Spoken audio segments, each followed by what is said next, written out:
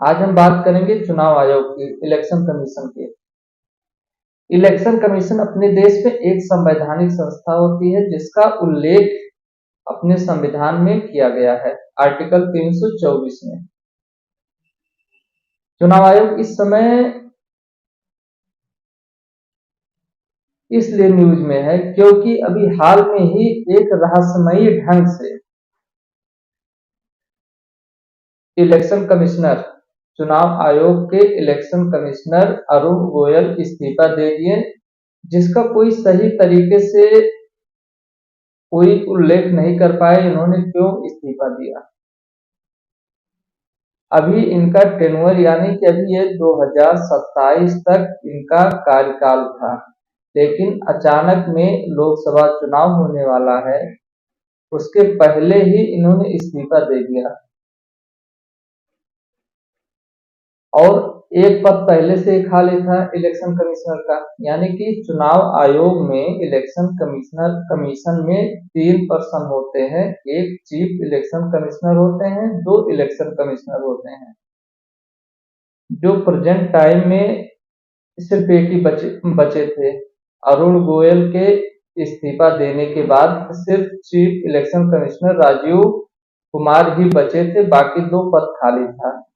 वो भी दोनों पद अब भर दिया गया। एक का नाम है ज्ञानेश कुमार और एक का नाम है सुखबीर सिंह सिद्धू।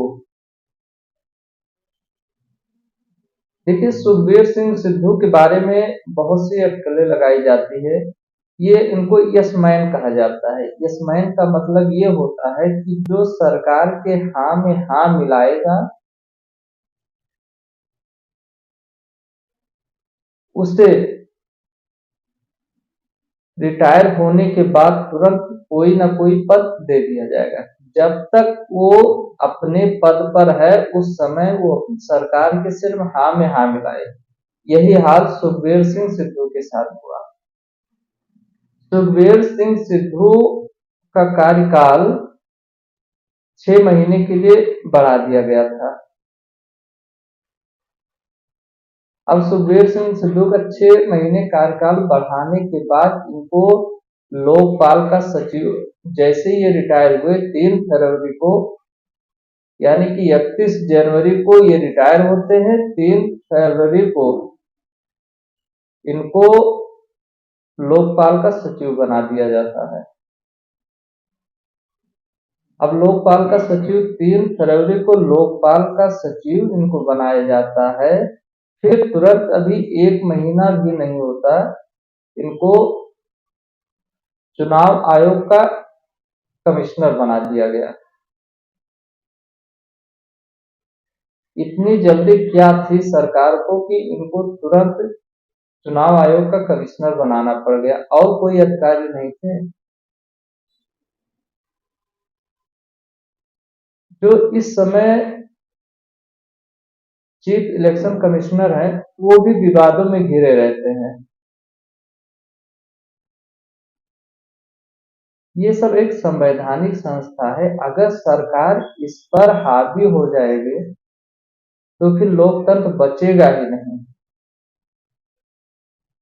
क्योंकि इलेक्शन कमिश्नर जो होते हैं, इनका जो स्टेटस होता है वो सुप्रीम कोर्ट के जज के बराबर होता है। अब आप लोग खुद समझिए, अगर सुप्रीम कोर्ट के जज के ऊपर सरकार हावी हो जाएगा तो फिर डिसीजन कैसे आएगा सरकार के फेवर में ही। उसी तरह